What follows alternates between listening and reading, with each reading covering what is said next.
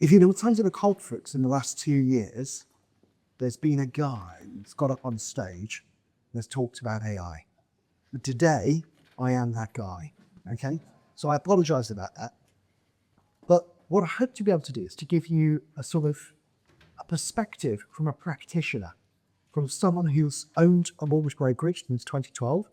Got the fantastic James Keir here in the room, who runs that business in partnership with me. I've built AI systems.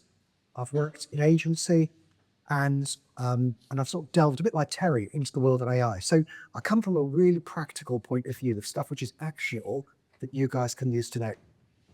So McKinsey, who are one of the biggest consulting firms in the whole of the world, have prepared a report showing that by 2030, 400 to 800 million jobs are going to be displaced by AI. Okay? So there's a couple of questions which come out of that statistic. The first one is it going to affect you personally? And the second is it going to affect any of your customers? Now, of course, it is going to affect your customers, but I also want you to hopefully be quite optimistic about this change. It's going to cause a lot of problems for a lot of people. It's going to create a huge amount more opportunities. If you go back hundreds of years, over 90% of the people who worked in this country worked on the land. They worked in agriculture. They built dry stone walls by hand. They threshed corn. Yeah? And how many people do we have now working in agriculture? Less than 3% of the workforce. It's all done. It's all mechanized. Let's go back 100 years.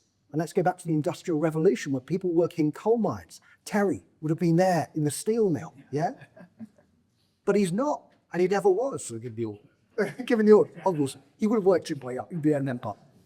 But the point being is that we don't now suddenly have all of these people just sat around not doing anything just because those jobs don't exist. So there is obviously pain in the transition, but ultimately new jobs are created. Whoever would have thought it would have been a job to be a content creator, yeah, a social media manager, although Terry is now putting those people out of business. I mean, there's a lot that Terry around it. All right. And the thing is, there's jobs which we haven't even thought of one day.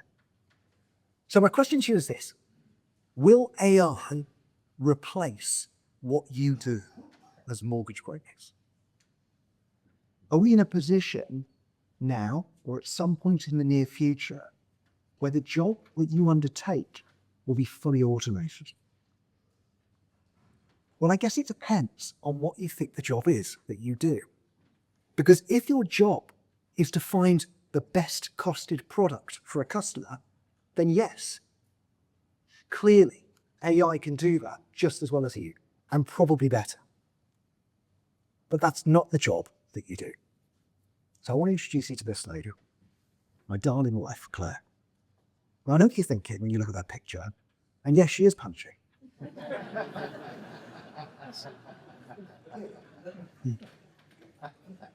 But this is a more representative view of my life. So I have 6 children, okay?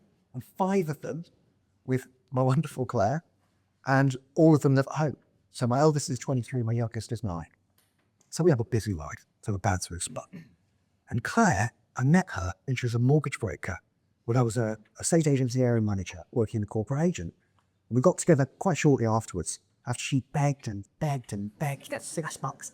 That is the only picture I'm telling you which is actually true. She really was persistent. And I've lived with a mortgage broker in my house. I know how hard she works.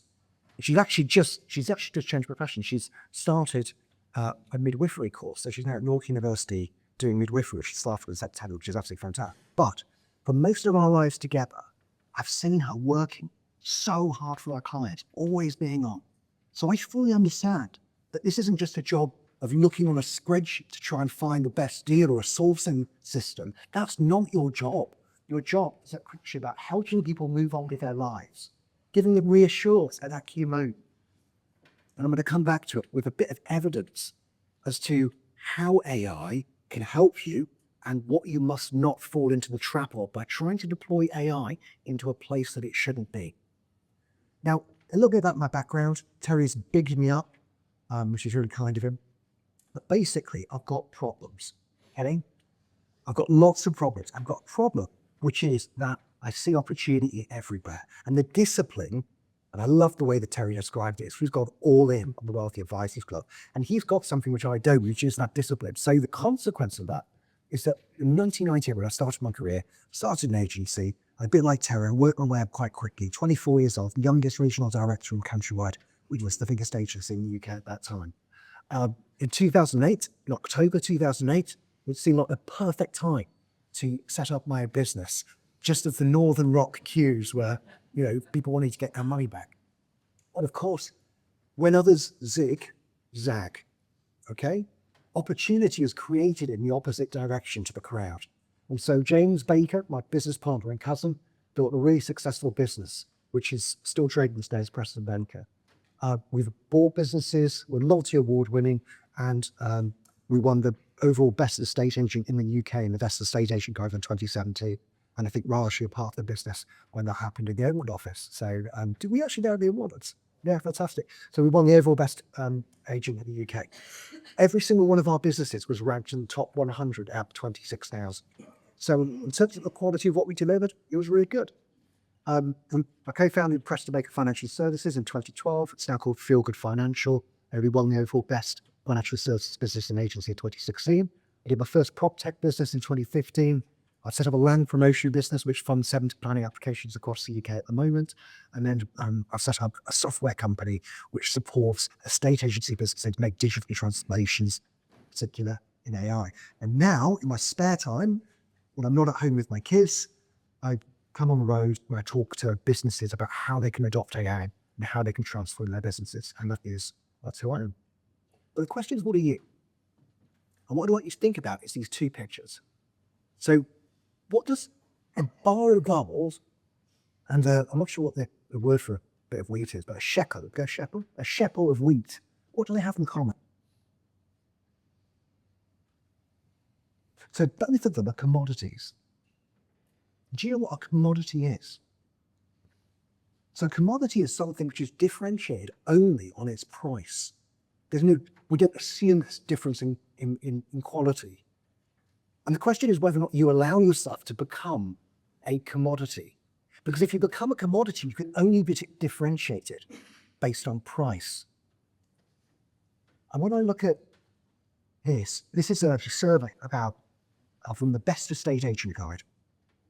And so it's a property context. It's not totally to do with mortgage brokers, but I think the point stands. And this is basically, why did you pick the estate agent you chose? Why did you pick Ian rather than Jeff? You had 3 agents out to see you. Why did you pick that one? And I think this could apply to why did you pick a mortgage broker as well. So the first thing is, if you asked an estate agent how often they hear fee objections, do you think it'd be more than 19% of the time? Got Louise in the room. More than 19% of the time? Maybe? Probably not for you, which will be good.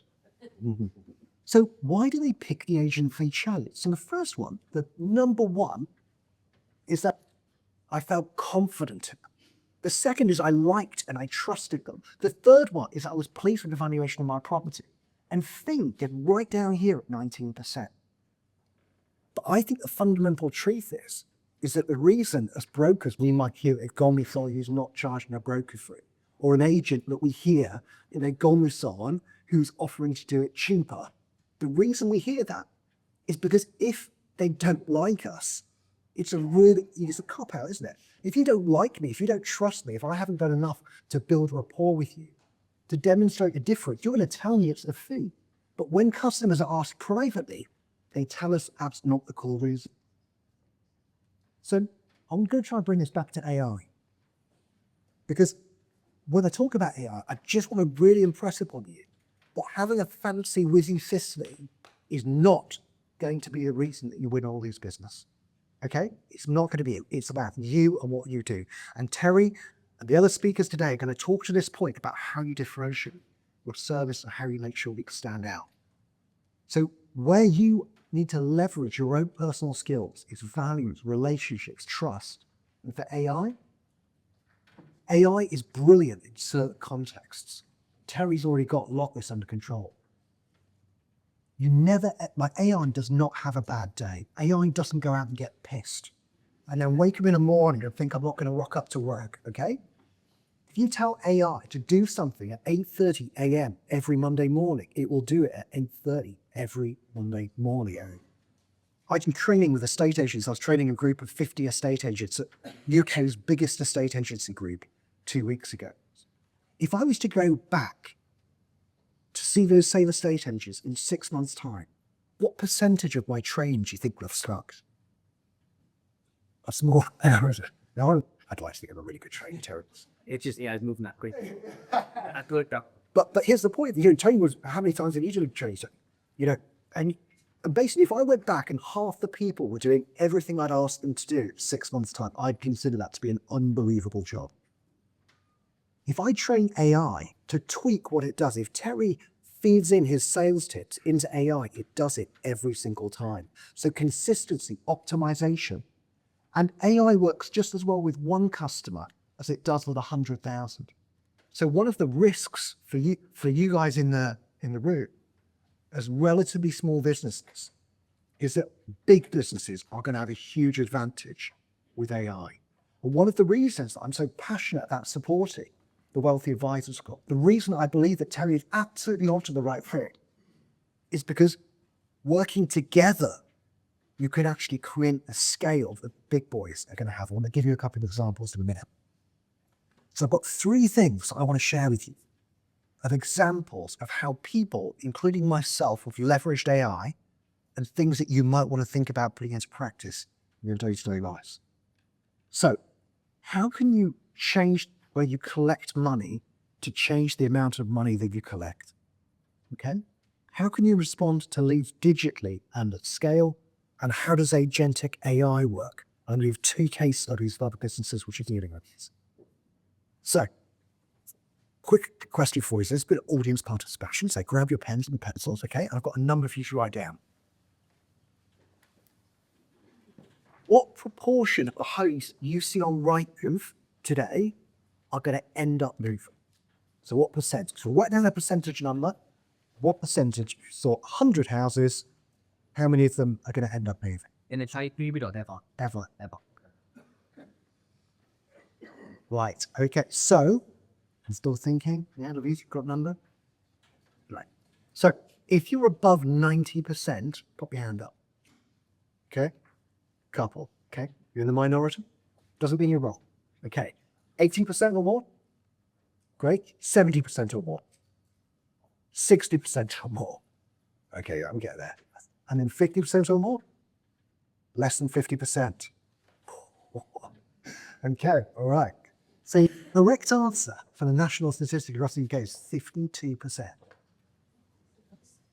Now, I consulted with a very famous estate agent in London to help them improve their profitability. Their number was 35%. Okay? 1 in 3. Imagine a production line with tins of beans on it. And every 2 out of the 3 tins of beans, they just lob in the bin after they've made. Like, who would do that? But that's the reality of London-based agencies. And they're not unique, by the way. Got a very good brand, but they're not unique. And I've worked with, as I say, some of the big agencies that, again, they're sub 50%. So average is 52, which is mental. Okay.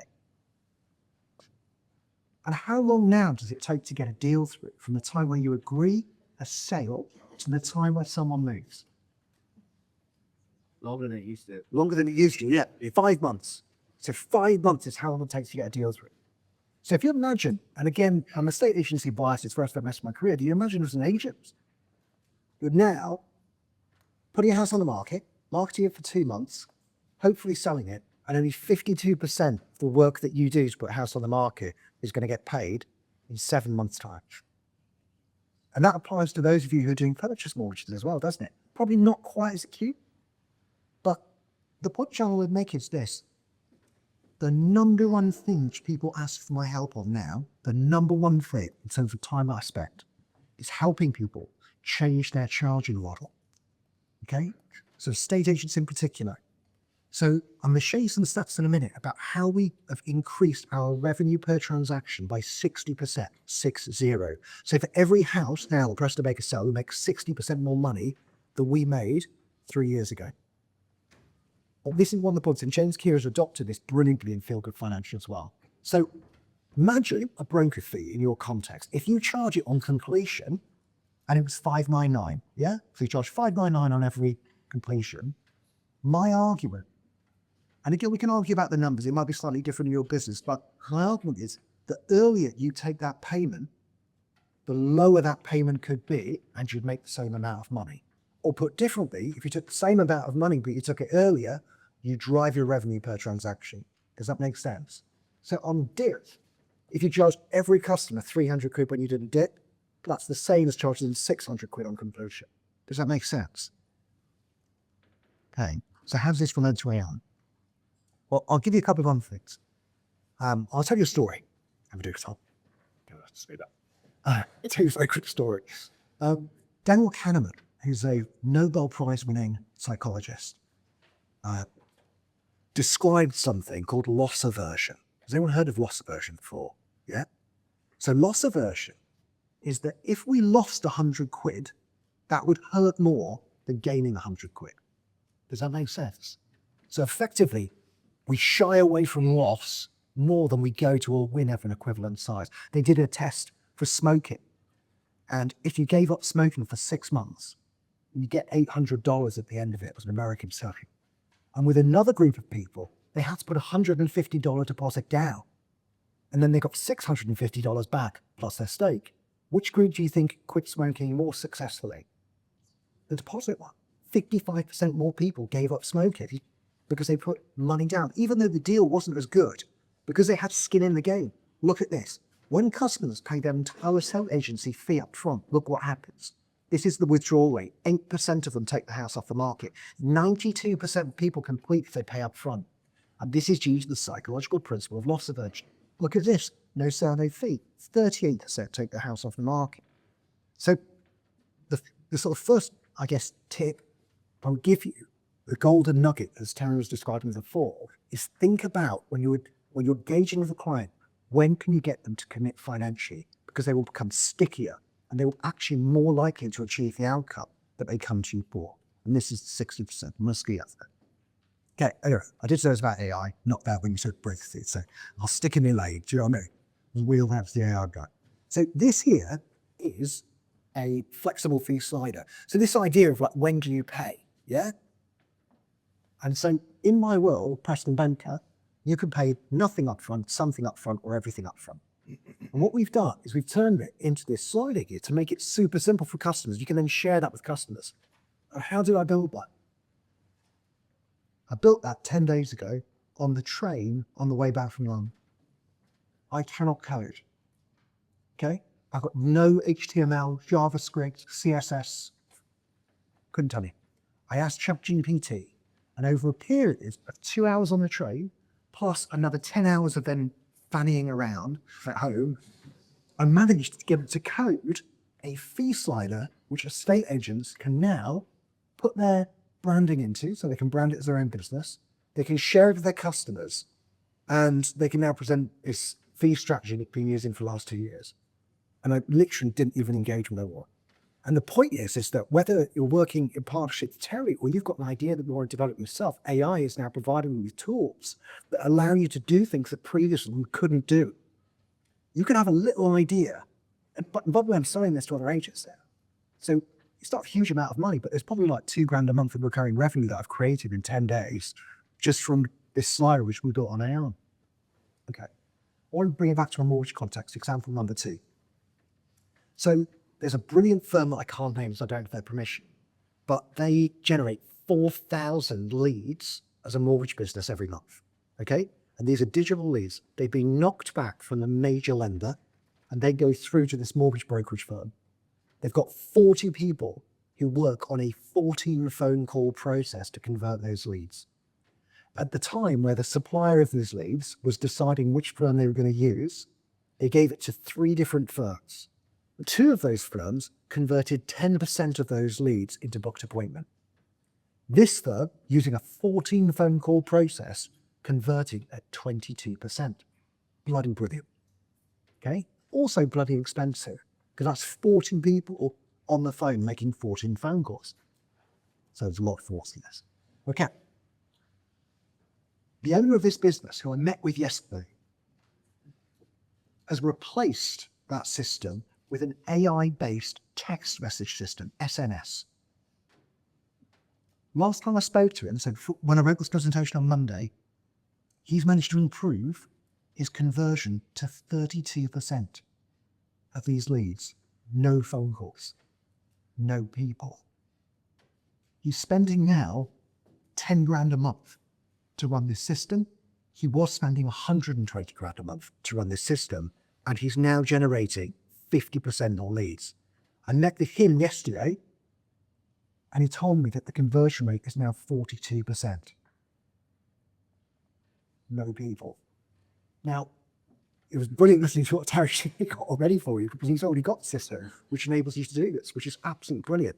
But the point is that in terms of initial lead handling, there is a lot of evidence that text-based systems are now outperforming phone calls. Yeah? And it just does it consistently. It's absolutely unbelievable. And there are things which you can do using Zapier, but from what I've heard today, I actually need this slide because Terry's looked out. Okay. So let me explain what I've done with agentic AI in the estate agency context. So within the CRM, which we've built, so it's more of an operating system than CRM. We organize data, we use automation, we use AI. And this is an example conversation. So if you're Magil, I've always considered myself to be a proactive person, someone who tries to make things happen. And so we monitor every single house which comes on the market with all of our competitors in every postcode in Leeds and York, Selby and Doncaster. We then take all of the people that we know in that area and we match them up to every home which exists. Does that make sense? So imagine there's 1 million homes which we cover. We identify all the people that we know who own those homes. We then monitor, using scraping tools, the status of those properties. And then we use an AI to text those customers to say, hey, we've noticed you just reduced the price on the property. How are things going? Now, prospecting is one of those things that everyone in this room knows is important. Yeah? And whether you're not busy or when you're building a business, we do it incredibly consistently. And then we get really busy. And then it's one of those jobs which can often drop off. And that's true in estate agency as much as in mortgage broking. But now we've got a system which is always on. This is now converted. And so across the UK, we've now got all these different businesses creating their own AIs using our platform, targeting other agent stock. And this is only the beginning. But this line here is how many phone calls it takes to book a valuation. This is how many text messages it's taking us to book a valuation of these triggers. So in other words, again, a text message AI is now outperforming a human making phone calls. Insights which we've gleaned so far. Look where we get the best response. 6 p.m. till 9 p.m. on weekdays. 9 a.m. till 12 p.m. on weekends. So, if you're running a normal business with normal shift patterns, you can't get people to work those shifts. We've now got AI which works those shifts automatically for people. Now, one of the consequences of AI is, are we all going to end up looking and sounding the same? Do you know what I mean? If everyone's got the same system, sending the same text messages across the UK, a customer's going to become desensitized to this. And this is something I think about a lot. So what we've built is an AI manager. So the AI manager runs 3 versions of the AI engine. Does that make sense? So let's imagine it's a price reduction trigger. You've just reduced your price of a competitor. You've got 3 different bits of training which are given to the AI agent. Every 2 weeks, it picks the worst performing AI agent. And because they have no employment rights whatsoever, they get fired. Okay? It's full Alan Sugar. Okay? So we fire the worst performing agent, and then it reads everything which has happened in the best 2 performing and says, what would be an idea of how we could improve this? And the AI manager comes up with a third alternative. So I've got clients in Hampstead in London. I've got clients in Reading. I've got clients in Newport. I've got clients in Newcastle. I've got clients in Yorkshire. And I imagine, I don't know yet because it's so early, but I imagine that a client in Newcastle might respond slightly differently to a client in Manchester, or might respond slightly differently to a client in Hampstead. So the AI manager is actually going to fine-tune automatically the tone of voice and the techniques which work best with that clientele. So that actually, a bit like evolution itself, each of these AIs will evolve into something different. Does that make sense? They will become what is perfect for that business. And unlike me and my shit training, which I only get 50% of people to follow, we're now in a position where those agents are not only following their training, but they're evolving and getting better than the initial training I gave them. More tuned to that marketplace, driven by results, driven by data. So this guy is my AI picture of a jack of all trades.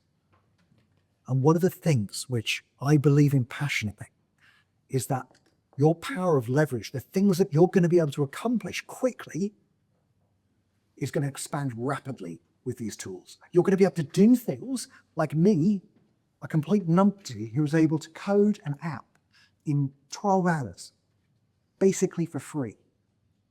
What could you do? What are the possibilities for you?